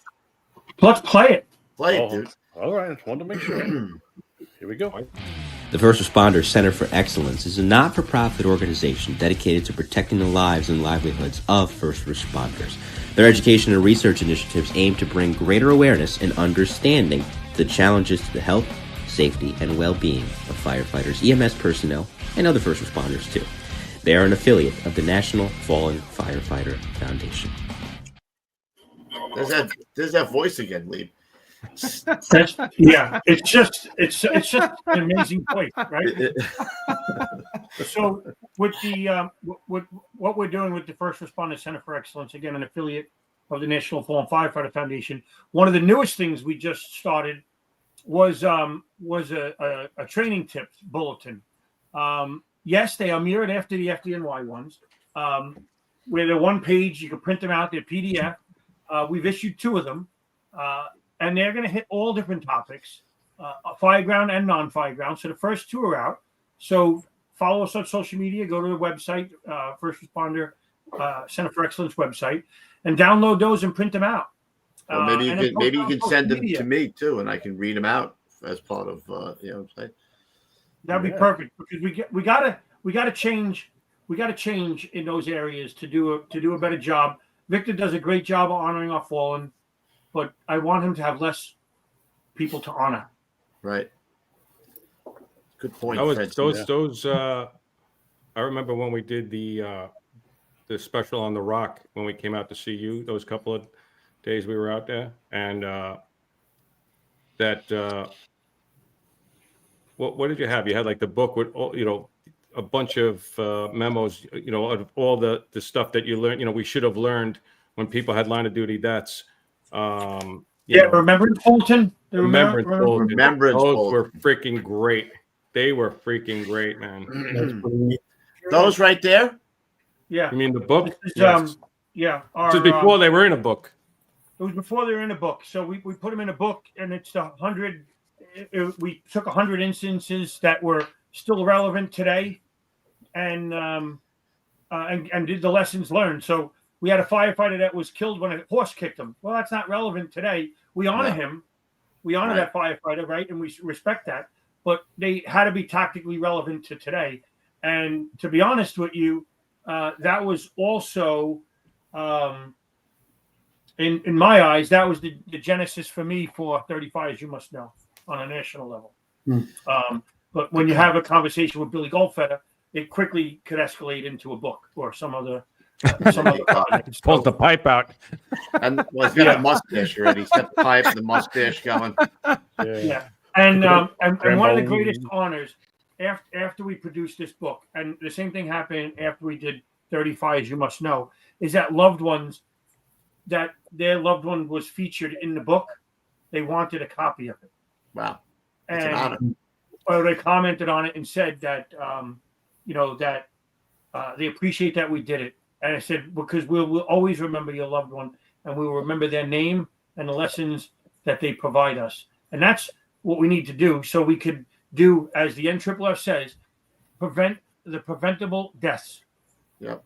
Well, the thing with that really struck me was that, like, we know all these things. If you read the books, our books, right, regulations and stuff like that, there's things in the book, right, and that you read, especially if you study. But then you don't even realize that the reason we have that, well, you do realize it, but a lot of the stuff in there is because something has happened, right? But I remember reading things, and then when I looked at that, when you had it in the binder, you were like, well, this is what happened with the guy on the subway tracks when the diesel train hit him, right? We're not used to diesel train, on the subway tracks, because everything's electric, right? So if the power was off, you would think everything was great, right? But it wasn't. And that was but you put the guy who died, he wasn't forgotten, right? Because when you read the books, when you study, his name ain't in there, right? So what he did was when he put that on there, I thought it was great because that now the guy's in the firehouse or wherever, puts a real guy to the it puts tragedy. a real guy. He's not forgotten, and he didn't die in vain. Yeah. Because I know that there's an opportunity for Diesel Train to come on there, but I never knew the guy's name or what year or where he did and what exactly happened. So that was a big thing for me, is because I love the history and I don't want to ever forget anybody, because those guys, shit happens. Like you said, bad things happen to good people, and there's no way that guy. That one stuck out to me. That particular. Yeah, so firefighter Prusia, who lost his life when a diesel train hit him on an electrified track more than 50 years ago, and his widow never remarried. I know her. I know her children, and in fact, they've gotten so close to the members at the subway, an extrication unit, that when a member of that unit got promoted, I was at the promotion ceremony and I saw them there, and they were there to support their firefighter. Wow, that's and great. they take great goosebumps right now. That family. It's as if it happened yesterday, and this was January of 1970, and the NFFF helped us honor that firefighter as well. The subway is named after him, right? If I Yep. We changed it to Wow. We said you can't remember shit, dedication Ruffy? ceremony. that stuff I remember. I can't remember much. Sticks out to you? CRS. January 6th, 1970. I couldn't remember if it was the 6th or the 7th, but they take great pride in the fact that a firefighter hasn't been killed on the subway since. Wow. And we didn't have procedures for operating in the subway back then, even though we have thousands of miles of track. But That's crazy, right? Yeah, but we learn and we pass along those That's the goal, right? That's why, even the stories that Victor said tonight about his career, all these different, I'm not going to call them nuggets. Somebody said they're gems. So all these gems of information, that's what it's about. Learn from Carmelo Pusia. Learn from the other folks. I saw in the chat somebody. It's the anniversary of.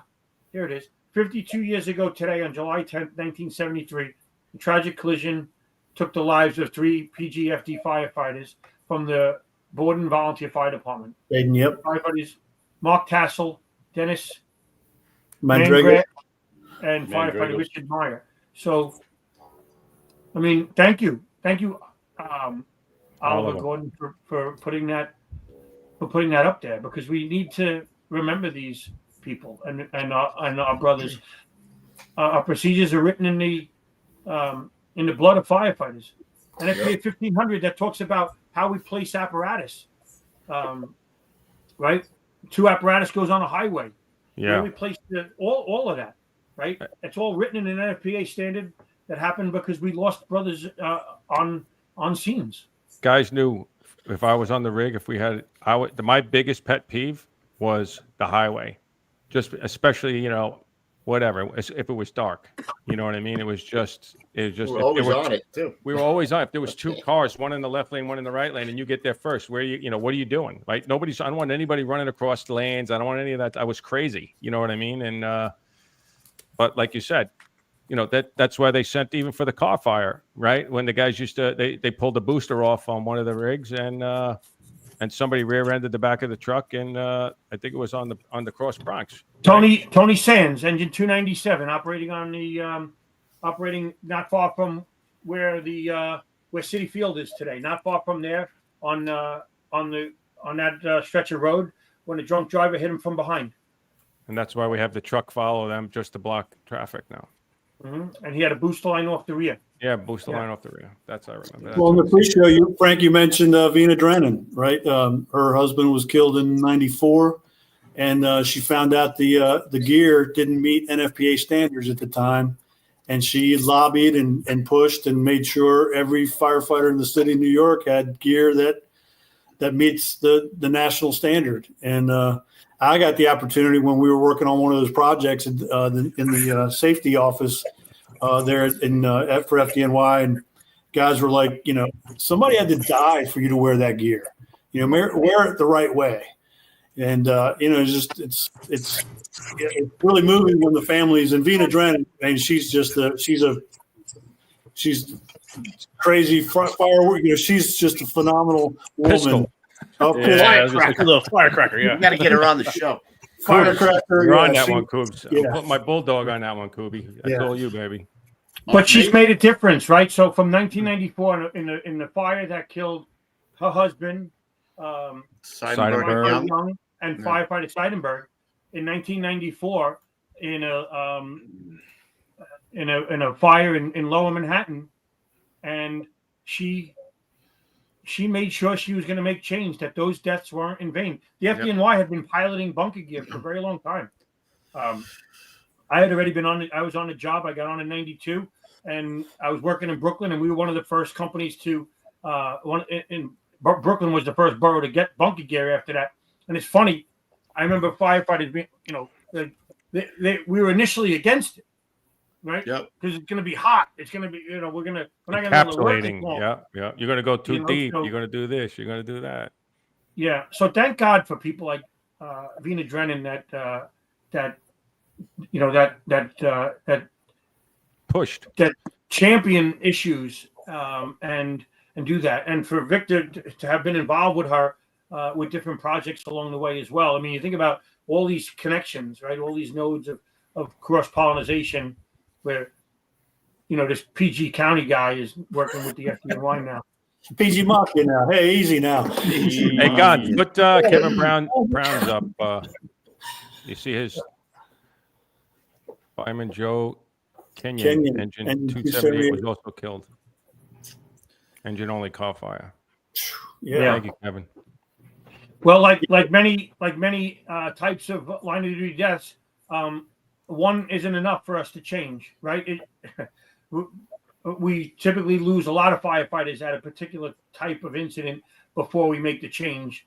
Although we've changed that more in recent years, but you think about how many firefighters did we need to lose at bowstring truss before we made changes? How many firefighters did we need to lose at fires in places of worship before we made changes? How many on highway incidents before? So there's a long list of those, but we've done better of tracking those small failures. I think of lithium-ion batteries, particularly these storage systems, where that Surprise, Arizona fire really lit a fire under the fire service, to be more involved and have organizations like UL investigate those. Now there's a standard, and now those things are safer for us when we get a fire in one of those. Is that right? I didn't even know that. Mm-hmm. Yeah. So that they could not build that same device, that same storage unit that was built in Surprise, Arizona, would no longer meet regulation today.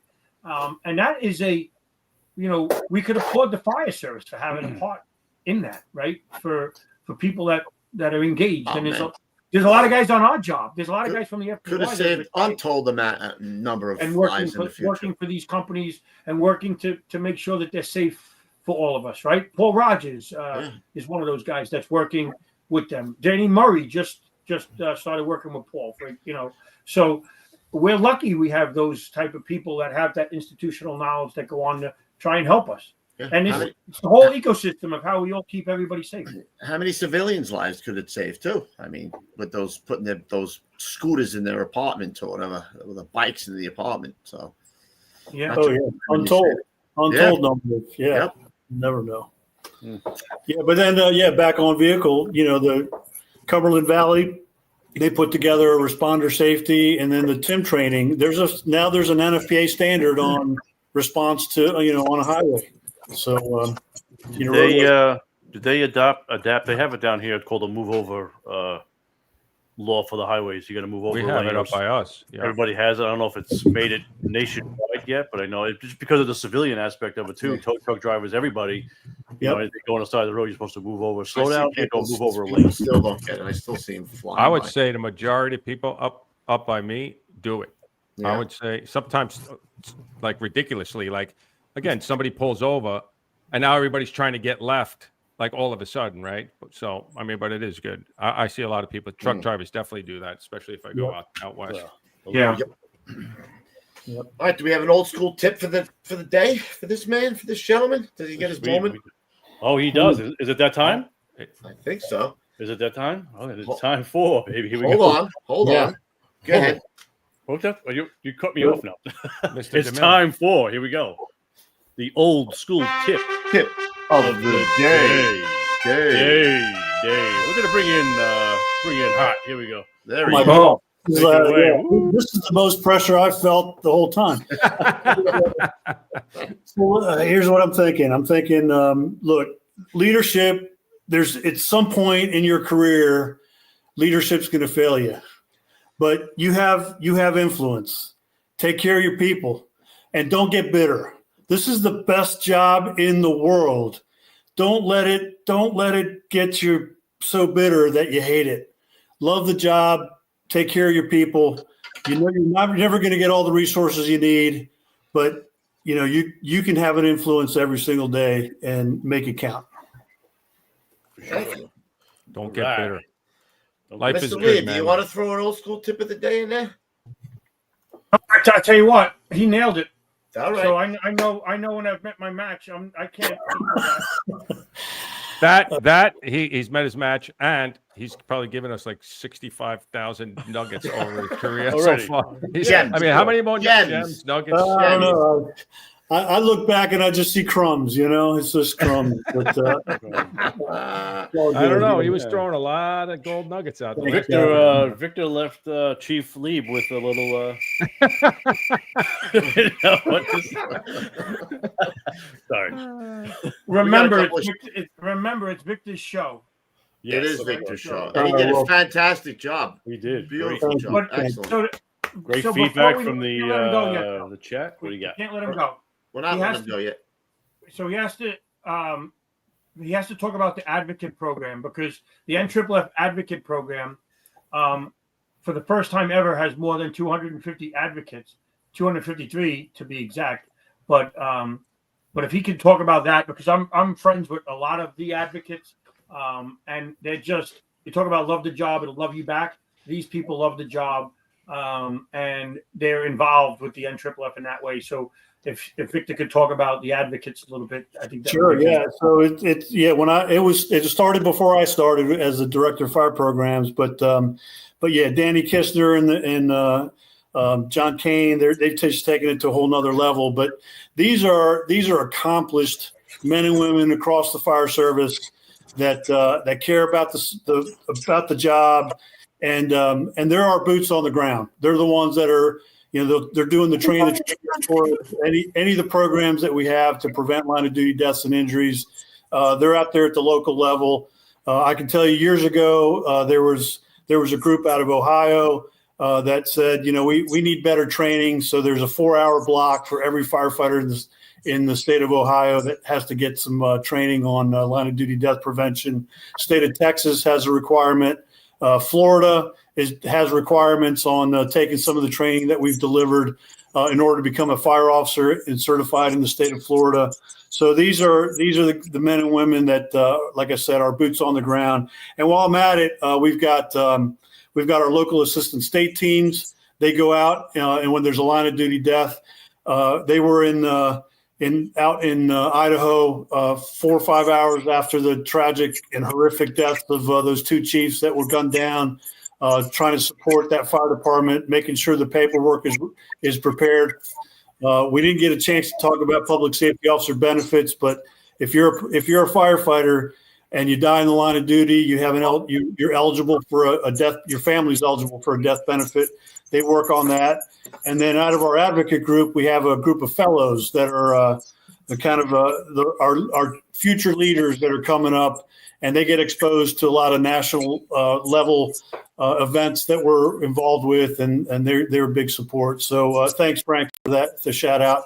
Yeah, so our fire programs are doing a great job, and our advocates they're the ones that are out there every day pushing our message. So, All right. We got a couple of shout outs tonight, right, Guns? You got them? I have, yes, I have two. What do you want to start with yours first, or what? Mine? What was mine? I thought you said you had something that you wanted to. Oh, actually, we already mentioned it. Disregard. All right, so I'll give you the. Let me go to the pictures really quick. In case you guys didn't hear, before the Texas tragedy, which we'll mention here in a moment, was our two firefighters that were ambushed in Idaho. But both chiefs, John Morrison, Frank Harwood, were the two that were taken from us, and Dave Tisdale. Last I heard, he was still in the hospital. I don't know the last detail of his status, shall I say, but these guys were taken out by a coward, set a brush fire in the woods, waited for them to show up, and just started doing. You can't even. I mean, you can't. How do you train it for any of that crap? No, I mean, but it does bring up a good point to, not to let your guard down. I mean, obviously this was one of those difficult ones, but how many of us show up on some routine calls and you don't think about anything and something goes sideways? So, I mean, we've had a few, not like obviously at this level, this is unheard of, but these are the two gentlemen. What a mess. Yeah, we're going to give them the 5 bells for the line. Give them the 5 bells, and just really quick, there's the third firefighter Tisdale on the right. Just Fighting for his life. All right. All right, stand by.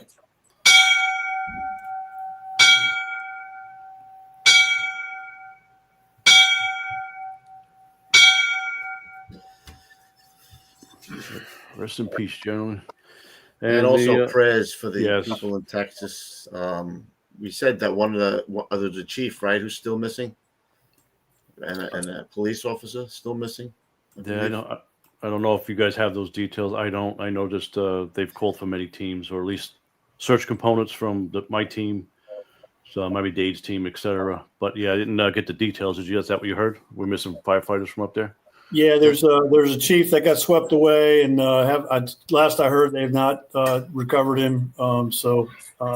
Yeah, I'll get a name here in a minute. I know I have it. Yeah, unfortunately, they have. I think they're short on resources. From what my people are telling me, they're miles and miles of areas that haven't been touched. God, did they make that a FEMA thing? Is FEMA a very small unit, the search unit that they took from us? A couple of canines, our search team manager, logistics, and a med spec guy. Just obviously for that small component. They did the same thing with Miami-Dade, I believe. Just a 5-person crew that they send in that they pull in. Texas has a FEMA team, obviously. They do. They're out there as well. But yeah, obviously they need the resources. It's miles and miles, as you know, of coverage. But they were telling me there's areas that haven't been touched. Wow. So that freaking camp just destroying me, man. The kids. I mean, that one hit me hard this week. It was like 3 o'clock in the morning when the thing hit, right? Yeah. I mean, a little later. It was 4 and change, I think. 4 o'clock in the morning, I think. Yeah. Obviously I don't like the political shit that becomes with it. They want to point fingers and whatnot. Yes, that's part of it, but. Let's find everybody first before. Right. Let's do the rescues first, right? The rescues first before you turn gears and want to go that route, man. But anyway, do you have a name, Chief? Well, volunteer chief out of Marble Falls Volunteer Fire Department. I haven't been able to. I'll see if I can't find it. The secret list sent information out. Michael Phillips. Michael Phillips is what Oliver's. Yep. Michael Phillips. Thank you, Oliver. Oliver's on it tonight. Oliver, you are on it tonight. Thank you, brother. Yeah, they're sending people from all over the place. I'm starting to read. So Tennessee is there too. Yeah, Tennessee, Task Force 4 out of Orlando area. Is the water down? Like, is it down? Yeah, it's pretty much normal. I've been watching it, but yeah, it's pretty, from what it looks like, normal. I mean, anything but the way it, obviously with the debris and all the strainers and everything pushed up. There was a video I saw where the guy is standing on a bridge. He's got to be like 25 feet above like the dry bed, and within the video, like probably like 10 minutes, the water is coming up over the top of this bridge. Like, I don't know where it was or if it was at the heart of this whole thing, but when you see that, that's absolutely 26 feet or 30 feet, I think was the final number. In 90 minutes it rose. Oh my God almighty. So I mean, I want to thank you for coming on, Chief. Chief Squares. Thanks. I have a couple shout outs. Go to my it. Boy Frankie and Elwood, who's in the chat. Matt Ryback, who works with the FRCE. Donna Clark, who works with Victor, who I know is on. Lizette, Lynn Hawkins, and Baby Hawk. Mike Thompson as well. Anybody else? Victor, who you forgetting from your organization that's going to be pissed off that they're watching? Hey, I got to do a shout out. Let's see. Yeah, I mean everybody, right? They're all fantastic. So yeah, you mentioned Gary Critchbaum, managing director. We got a fantastic chief financial officer. She's a volunteer. Nicole Prorock. Sorry, I messed that one up. She's a volunteer firefighter as well. Say again. She's a volunteer firefighter as well. Yes, so. yeah, she's a volunteer firefighter. Yeah, triathlete, all kinds of stuff. Becky Newsbaum, who runs our development shop. You mentioned Danny Kistner. Yeah, it's Jenny McClellan. She does our website and does a fantastic job. Kelly Casillo, she does all the research on the fatalities. I mean, now I shouldn't have started, Frank, because now they're all going to be pissed off because I forgot. Forget somebody. You gotta forget somebody. Everybody that I better off not mentioning anybody. Yeah, I know. They're all, every one of them. I mean, they're all passionate. They're great people. So. But now see Michael the Buff, who just his birthday's next Friday. Happy birthday, Michael! Michael's always on the show. I like Mikey. Mikey emails me sometimes. Yeah, so he was. You guys met him at my retirement party. He moved down to the Carolinas. He was in New York. He was when I was in the 4-6 battalion. He was. He was up, his parents drove him up for your retirement. Yes, that's right. Yep. Yeah, really I met his parents too. Yeah. Well, you guys mentioned at least 20 people, right? So we got to have at least 20 more subscribers tomorrow. I'm thinking, you know. And you see,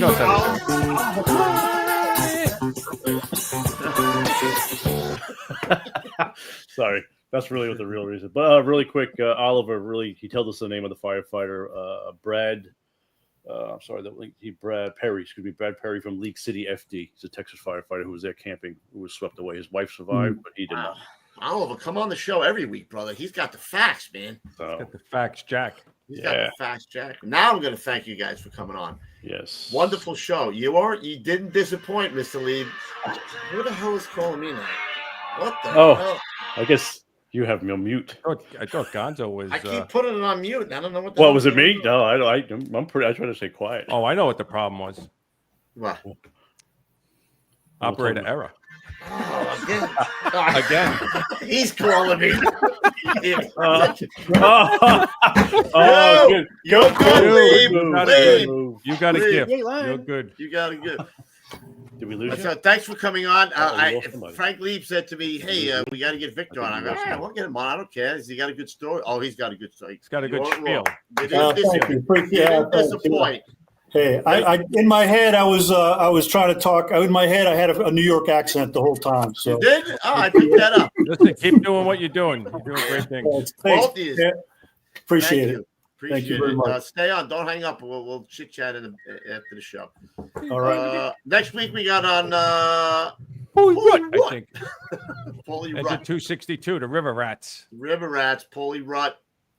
Coming in shit hot. All right, guys. Until next week, you know what I say. Stay low and go. We'll see you at the big one, everybody. Thanks again, Chiefs, plural.